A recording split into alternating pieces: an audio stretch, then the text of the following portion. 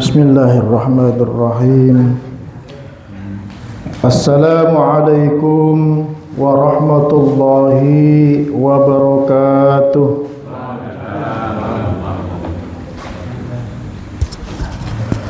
Alhamdulillahilladzi hadana li hadza wa ma kunna linahtadiya laula an hadanallah.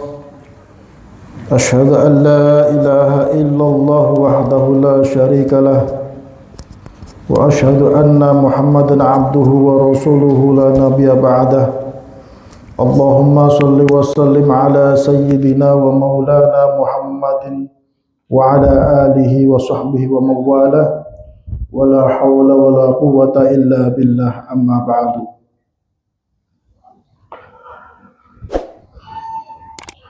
Subhanaka la ilma lana illa ma 'allamtana innaka antal alimul hakim. Rabbi shrah li sadri wa yassir li amri wahlul 'uqdatam min lisani yafqahu qawli. Rabbi zidna ilman warzuqna fahman.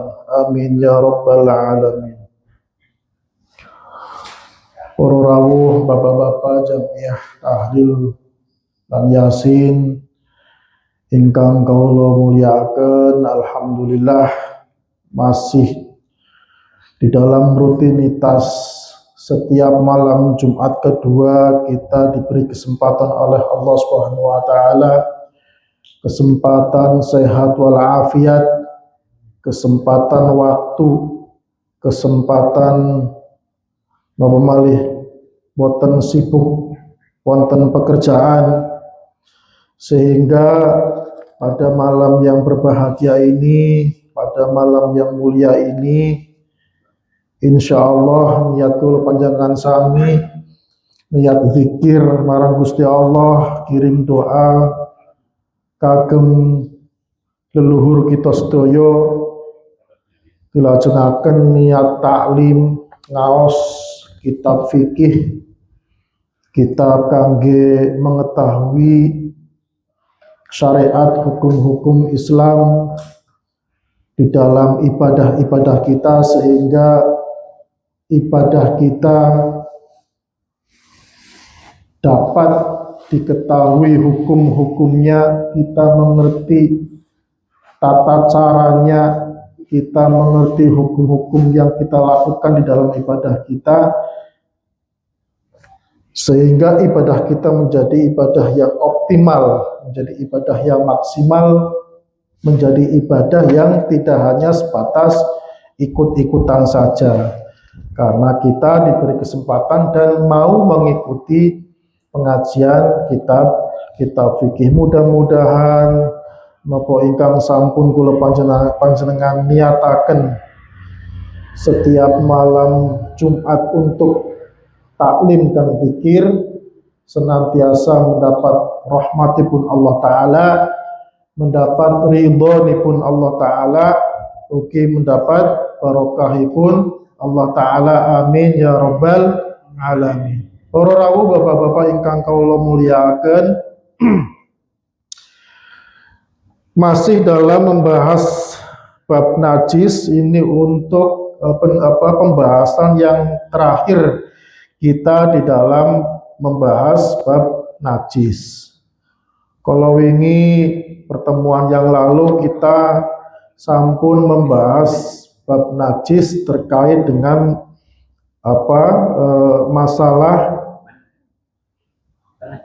kategori daripada najis itu sendiri, pembagian daripada najis itu sendiri, di mana kita sudah membahas pembagian najis itu ada tiga: najis mughalladhah, najis mukhafafah, dan najis mutawassithah.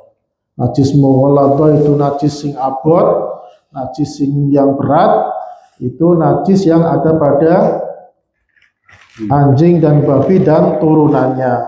Kemudian najis mukhafafah itu najis yang seperti apa?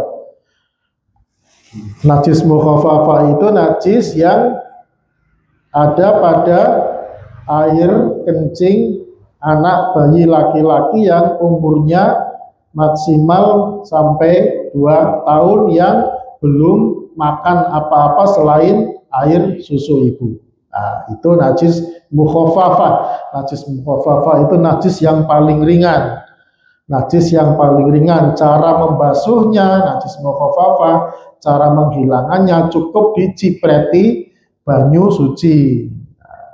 Cukup dicipreti banyu suci yang terkena najisnya air kencingnya anak bayi laki-laki tersebut itu sudah menjadi suci. Kemudian yang ketiga adalah najis mutawasito. Najis mutawasito berarti najis selain najis mughalladah dan najis mukhafafah. Najis mutawasito itu banyak sekali.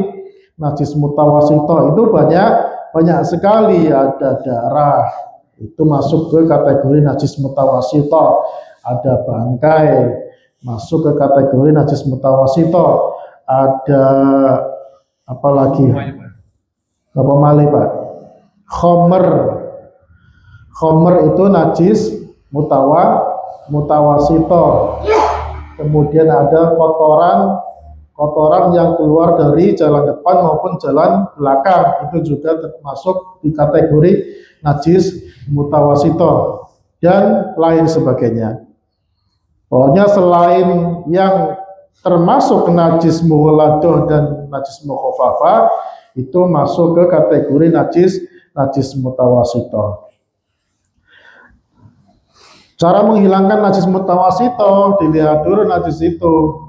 Karena najis juga dibagi menjadi 2 secara hukumnya.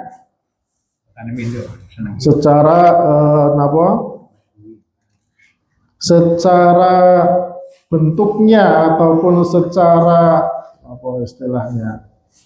Kondisinya. Secara kondisinya najis itu dibagi menjadi 2. Ada najis hukmiyah dan najis ainiyah. Masih ingat dibagi? Najis dilihat berdasarkan kondisinya itu ada 2 macam. Najis yang sifatnya hukmiyah dan najis yang sifatnya ainiyah. Najis yang sifatnya hukmiyah itu najis yang sudah hilang bentuknya atau warnanya, sudah hilang rasanya, juga sudah hilang baunya. Ini najis yang sifatnya berdasarkan ingatan kita. Oh, di lantai ini asalnya itu ada telek yang sudah kering dan meletek hilang. Bentuknya hilang, warnanya sudah tidak ada, rupanya sudah tidak ada, diambuni juga sudah tidak bau, apalagi dirasakan. Tapi karena kita ingat di situ itu awal asalnya itu ada najis kotoran ayam misalkan yang sudah kering dan hilang, maka di situ tetap tempat itu tetap dikategorikan najis hukmiyah. Itu berdasarkan keadaannya. Yang pertama najis hukmiyah, najis yang sudah tidak ada lagi bentuk dan bau sama rasanya. Yang kedua najis ainiyah, yang bersifat ainiyah itu ya sudah kebalikannya.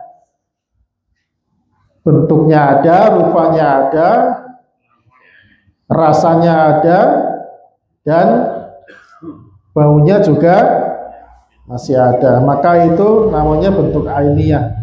Ain itu sesuatu yang dilihat mata, yang bisa dilihat mata.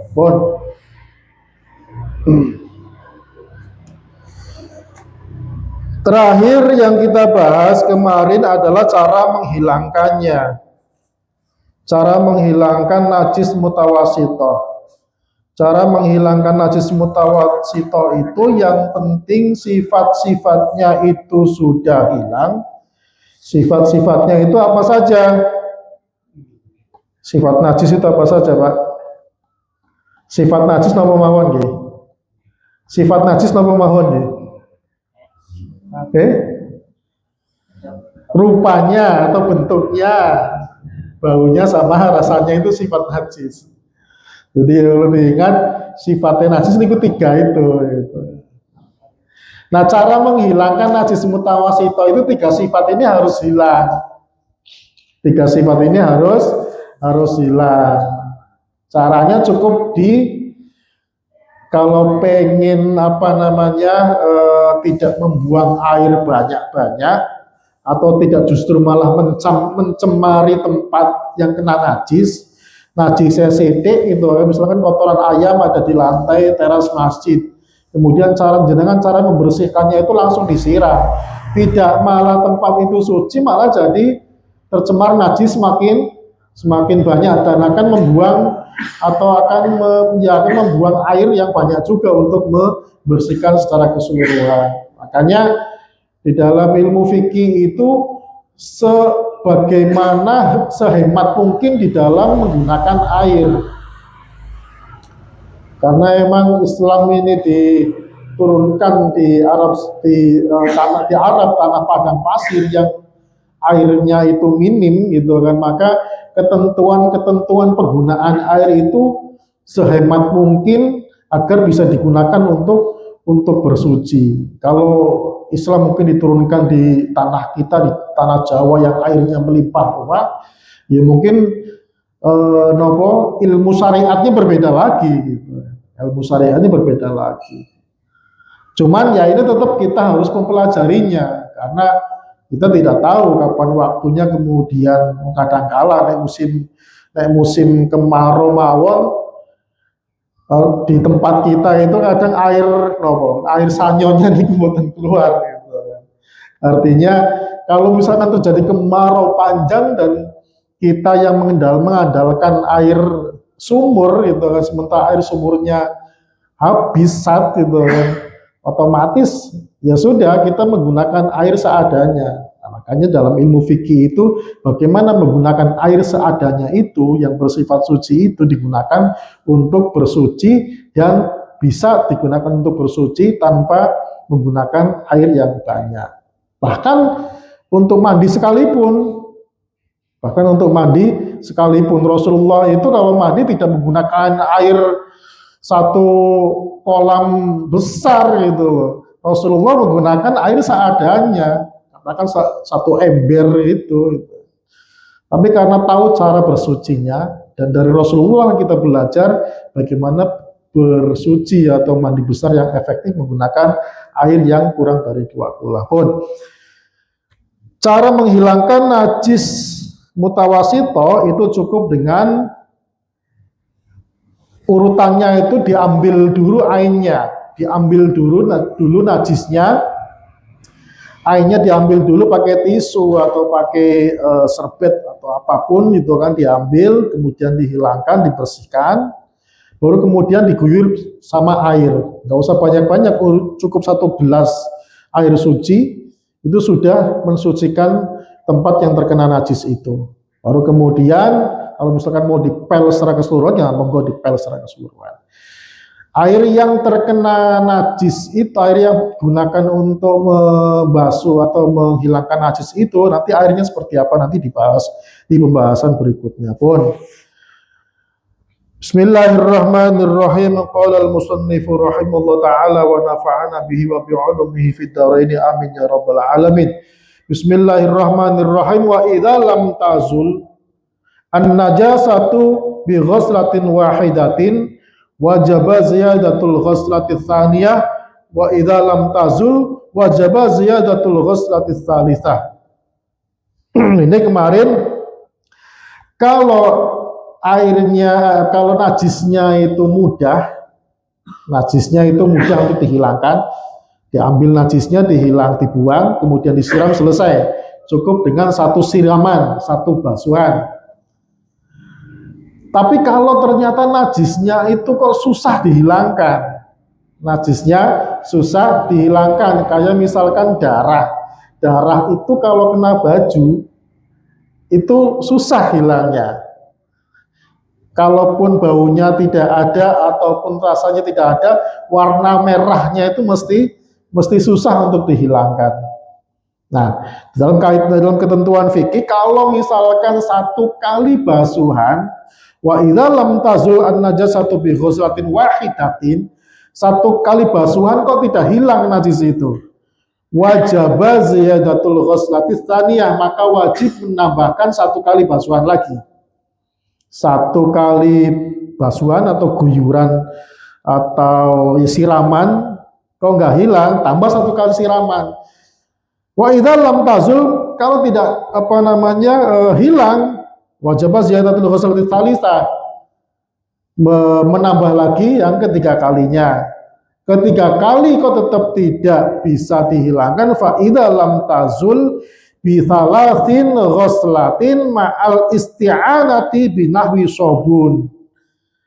Kalau ketiga kalinya si najis itu kok tetap tidak mau hilang, maka harus dibantu dengan menggunakan sabun. Dengan menggunakan deterjen atau dengan menggunakan apapun yang bisa membantu menghilangkan najis itu.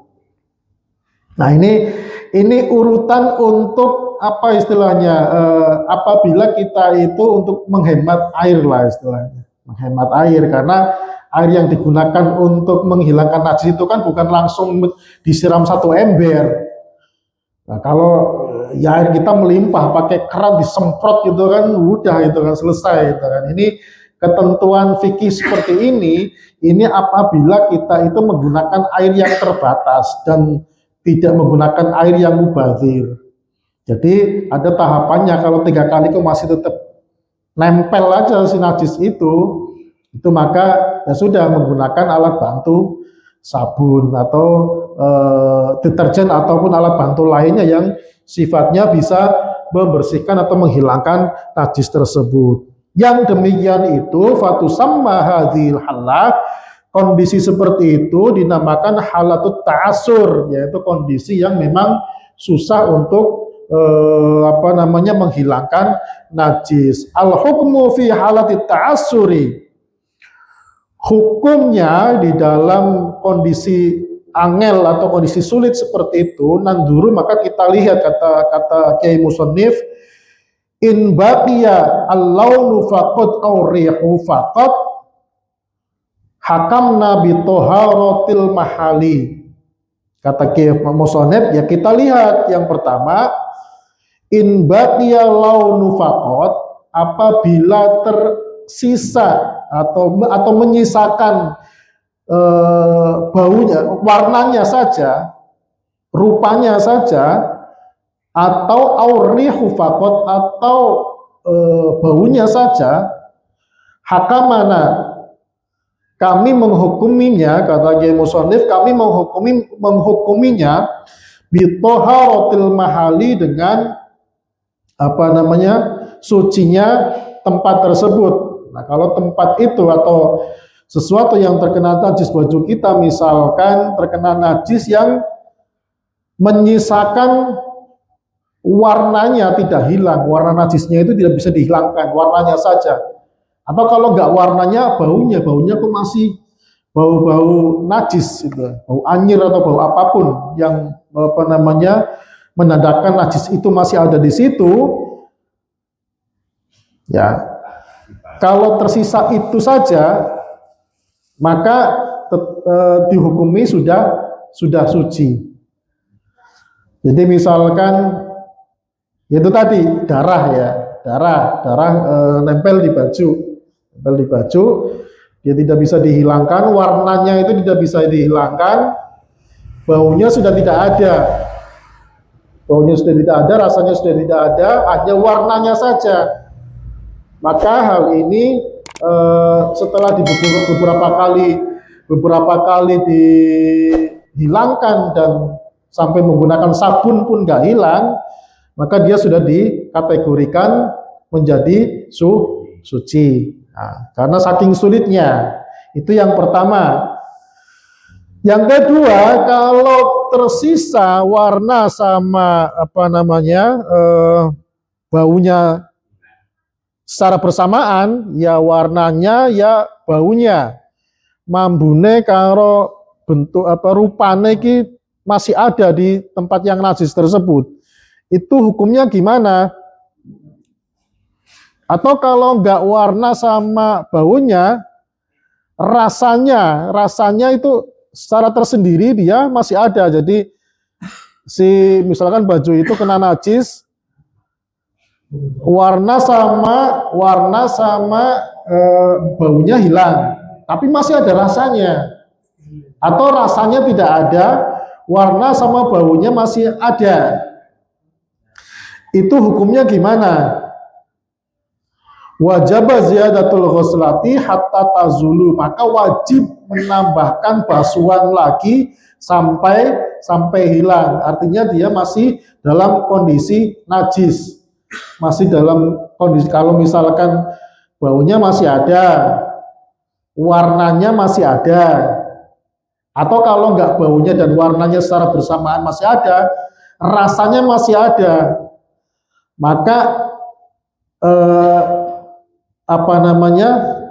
tempat atau sesuatu yang terkena najis ini masih dihukumi najis dan harus dibasuh lagi berulang kali sampai dengan dibantu dengan sabun, tentunya dengan sabun ma'al isti'anatu binahwi sabun, sampai kemudian salah satu di antaranya itu hilang.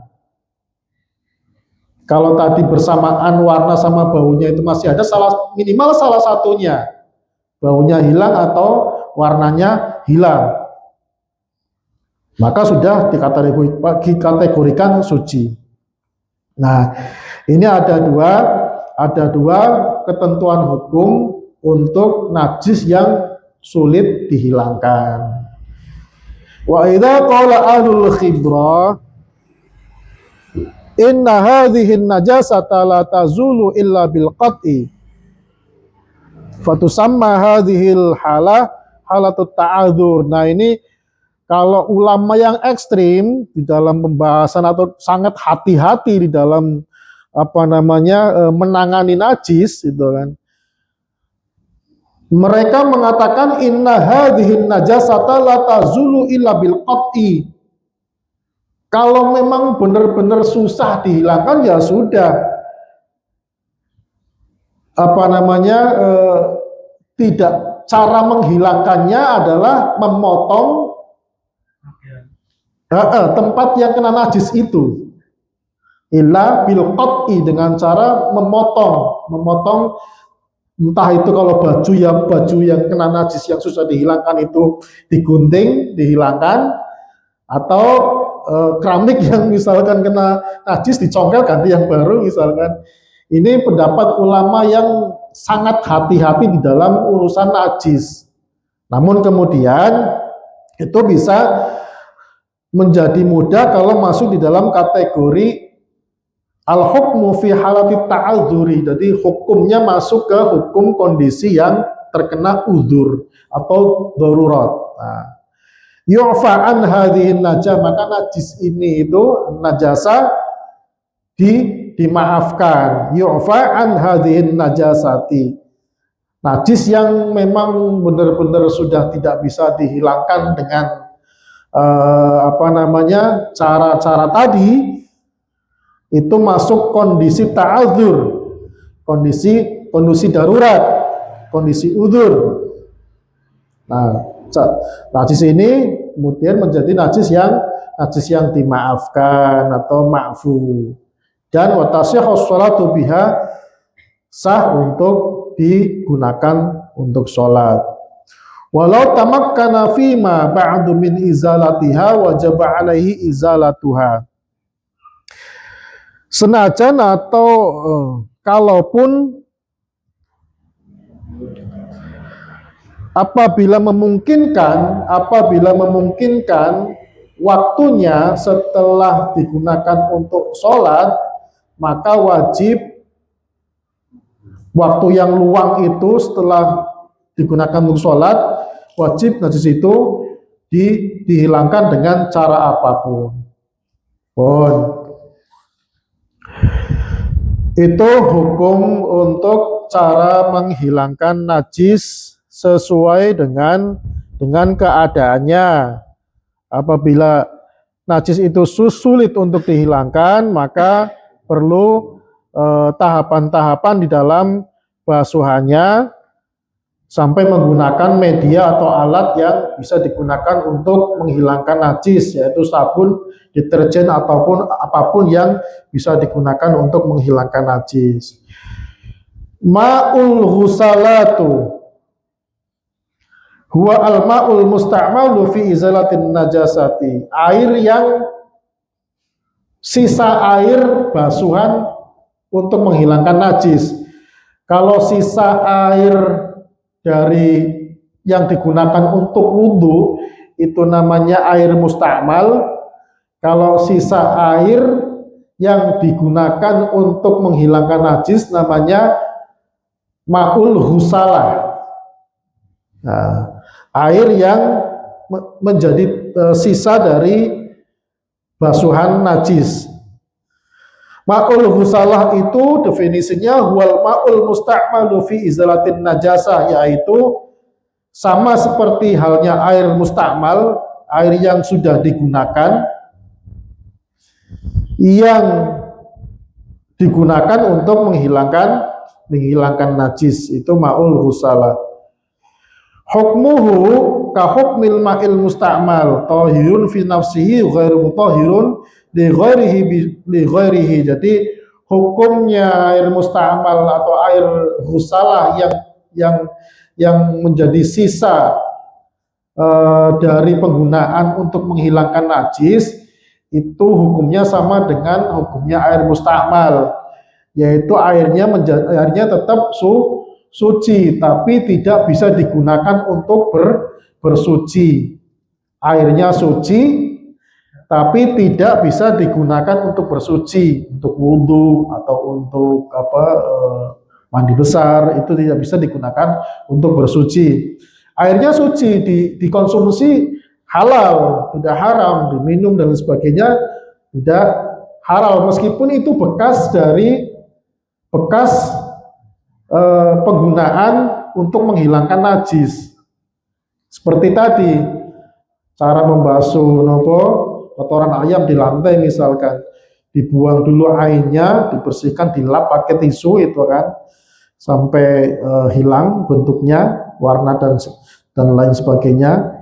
Kalau bau mungkin masih ada, tapi yang penting kotorannya itu sudah tidak tampak di lantai tersebut.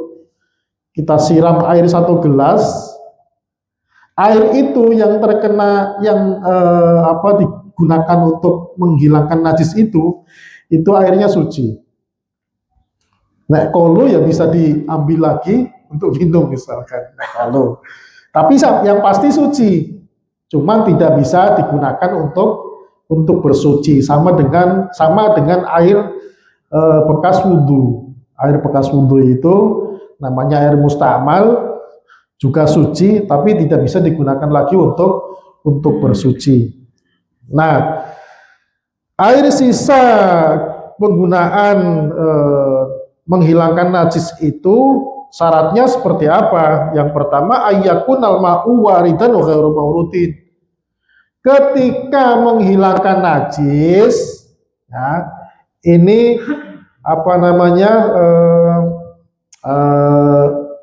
airnya itu kurang dari 2 kula ya. Misalkan satu botol ini, ketika ini digunakan untuk menghilangkan najis, itu datang ke tempat najisnya, bukan najisnya yang datang ke tempat air. Paham betul maksudnya, Pak? Airnya yang datang ke tempat najis, maksudnya airnya itu yang disiramkan ke najisnya, bukan najisnya yang masuk ke dalam air. Katakan misalkan ini di dalam ember gitu kan, air 1 ember lah misalkan, 5 liter misalkan. Airnya untuk syaratnya biar air itu tetap menjadi suci, meskipun tidak bisa digunakan untuk bersuci gitu kan. airnya yang datang ke najis disiramkan. Maka air yang disiramkan ke najis itu statusnya suci. Tapi kalau najisnya atau baju yang terkena najis misalkan dicemplungkan ke air yang satu ember itu airnya jadi najis atau mutan najis. Air yang terkena najis. Nah, itu syarat pertama. Airnya yang datang ke najis bukan najisnya yang datang ke air. Meskipun ini syarat ini walam yastarit hadza syarta Al-Imamul Ghazali. Imam Ghazali tidak mensyaratkan ini. Soalnya apa? Gini. Di sini ada penjelasannya di bawah. Wa min dzalika mas'alatun ilqa'il malabisi fil ghazalatil haditsah. Bagaimana kalau kita mencuci baju yang terkena najis, pipis atau kena apapun gitu yang najis, kemudian membersihkannya itu di mesin cuci. Sebagian besar hari ini kita semua mencuci baju menggunakan mesin cuci. Rata-rata menggunakan mesin cuci. Bagaimana hukumnya itu? Kan itu mesin cuci kan airnya kurang dari 2 kula. Tidak sampai 60 kali 60 kubik kan. Nah, karena salah satu syarat ini menurut Imam Ghazali itu, kalau menurut Imam Ghazali ini, menurut Imam Al-Ghazali itu tidak disyaratkan karena apa ya itu tadi, air yang masuk mesin cuci itu airnya dialirkan dari atas atau airnya disiramkan lah istilahnya ya. Disiramkan melalui kran gitu kan, kemudian dibilas secara terus-menerus. Kan biasanya mesin cuci itu pembilasannya sampai 3 kali gitu. Yang pertama itu dimasukkan deterjen dan menghilangkan kotoran-kotoran, bahkan najis sekalipun dihilangkan di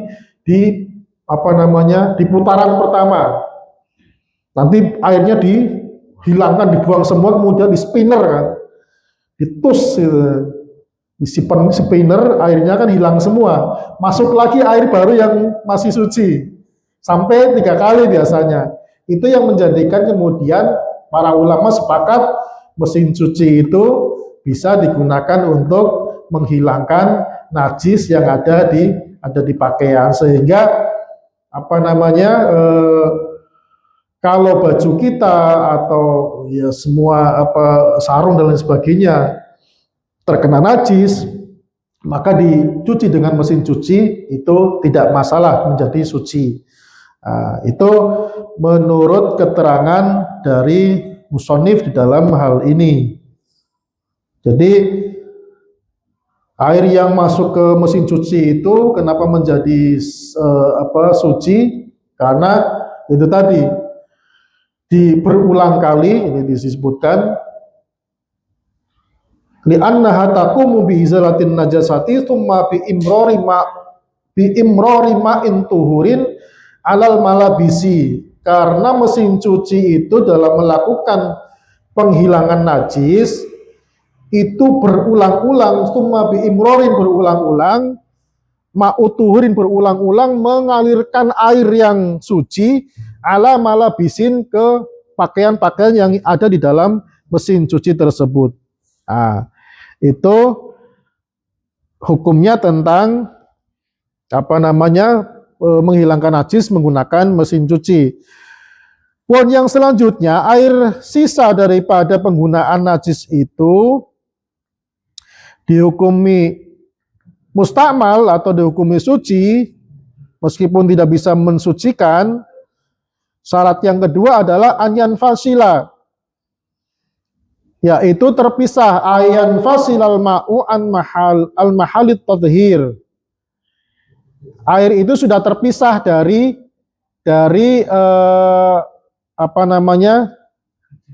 cuciannya. Jadi airnya sudah terpisah dengan, misalkan ini ember cuciannya, ini ember sisa mencucinya. Nah, air ini yang disebut ghusalah atau air yang sisa air mustakmal yang telah menghilangkan najis. Nah, itu syarat yang kedua. Syarat yang ketiga, airnya itu alla yataghayyara. Airnya tidak berubah. Pun mboten napa-napa, Pak. Alla yataghayyara. Jadi airnya itu tidak mengalami perubahan. Perubahan dalam hal apa? Ya tentu saja kalau misalkan air ini habis digunakan untuk menghilangkan najis, kan bisa saja air yang sisa untuk menghilangkan najis ini warnanya berubah, atau baunya berubah, atau rasanya berubah. Kalau ada perubahan di dalam air sisa menghilangkan najis itu, maka dihukumi najis, bukan dihukumi mustakmal. Nah, syarat yang ketiga, airnya harus bagaimana? Ayyakuna qalilan. Airnya menjadi sedikit. Oh, syarat yang ketiga itu maksudnya itu air yang digunakan untuk bersuci menghilangkan najis itu airnya sedikit. Kalau airnya banyak satu kolam besar gitu. Kalau airnya banyak satu kolam besar, kemudian digunakan untuk mencuci baju yang terkena najis, langsung dicemplung semuanya suci semua, airnya tetap suci, bajunya juga menjadi suci. Nah, yang di syarat yang ketiga di sini, syarat yang keempat di sini, yang dianggap air itu menjadi air mustakmal yang tetap menjadi suci, yaitu airnya kurang dari 2 kulah atau air yang sedikit. Wa amma idza kana katsiran walam yataghayyar fatuhurun. Adapun kalau airnya banyak dan dia tidak berubah, maka airnya menjadi suci dan menyucikan. Kalau airnya banyak 2 kulah lebih. Kalau 1 kulah lebih, airnya mustakmal, suci tapi tidak bisa mensucikan. Syarat yang kelima, air sisa yang digunakan untuk membersihkan najis itu alla yazida waznul ma'i. Airnya tidak bertambah dari timbangan asal.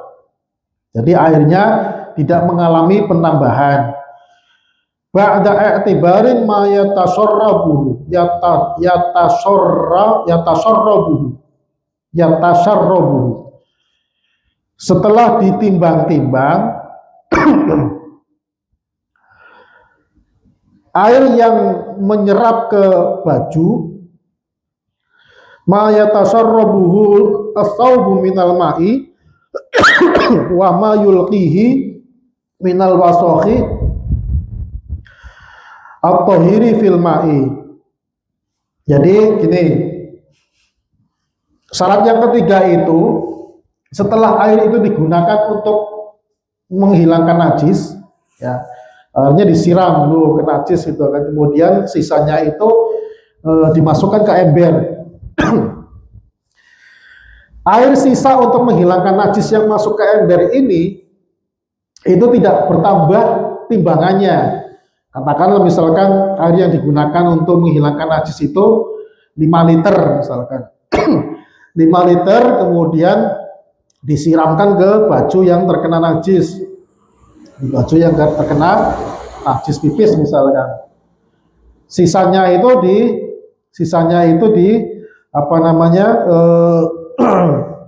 dimasukkan ke wadah ember yang lain. Kalau ember yang lain ini takarannya masih sama 5 liter atau bahkan berkurang, maka dia kategorinya air yang suci. Tapi kalau masuk air yang ke ember ini kemudian kok malah bertambah, itu justru malah airnya menjadi najis. Karena apa? Karena yaitu tadi, seharusnya kan airnya tidak bertambah, justru harusnya kan berkurang. Kalau bertambah berarti ada kotoran yang menambahkan air itu menjadi melebihi takaran yang asalnya atau yang semestinya.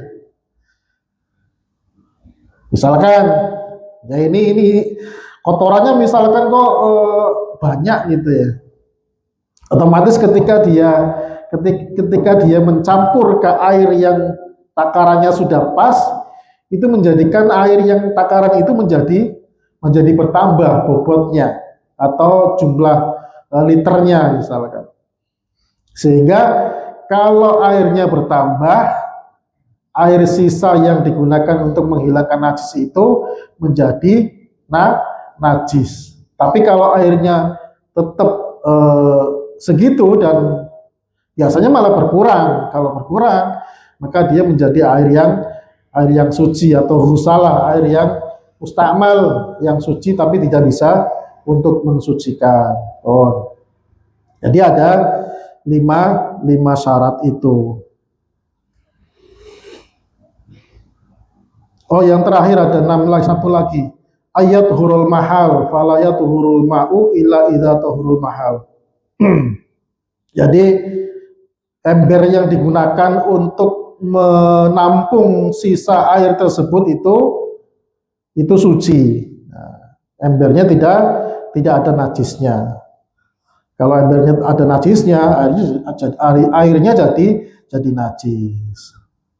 Jadi ada 6 syarat agar air sisa untuk membersihkan najis itu bisa dikategorikan air suci atau air mustakmal, air yang sudah digunakan untuk bersuci, air suci yang tidak bisa digunakan untuk bersuci. Artinya air itu suci bisa digunakan untuk konsumsi.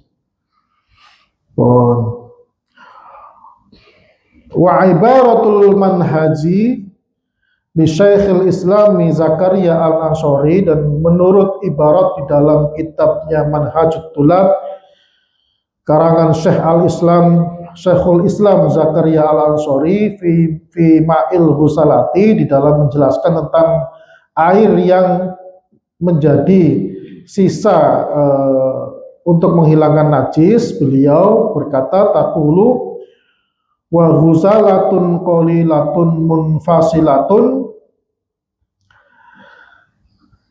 air basuhan yang sedikit dan terpisah, bila taghayyurin, dan tidak mengalami perubahan, wa bila ziyadatin, dan tidak bertambah takarannya, wa bila ziyadati waznin, dan tidak bertambah timbangannya atau takarannya, wa qad tahurul mahalu, dan ada di tempat yang suci, tahiratun, maka air itu kategori hukumnya dihukumi suci.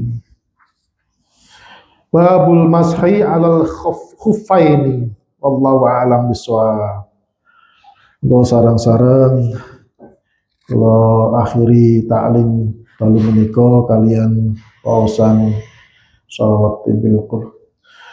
Allahumma sholli ala sayyidina Muhammadin tibbil qulubi wa dawaiha wa afiyatil abdani wa shifaiha wa nuril absari wa diyaiha wa ala alihi wa sahbihi wa sallim. Allahumma sholli ala sayyidina Muhammadin tibbil qulubi wa dawaiha wa afiyatil abdani wa shifaiha wa nuril absari wa diyaiha wa ala alihi wa sahbihi wa sallim. Allahumma sholli ala sayyidina محمد طب القلوب ودوائها وعافية الأبدان وشفائها ونور الأبصار وضيائها وعلى آله وصحبه wasallim. Mengatakan saking Allah, mudah-mudahan manfaat di dunia wal akhirah. Akhirul kalam, wassalamualaikum warahmatullahi wabarakatuh. Monggo Kang Bade tanya jawab.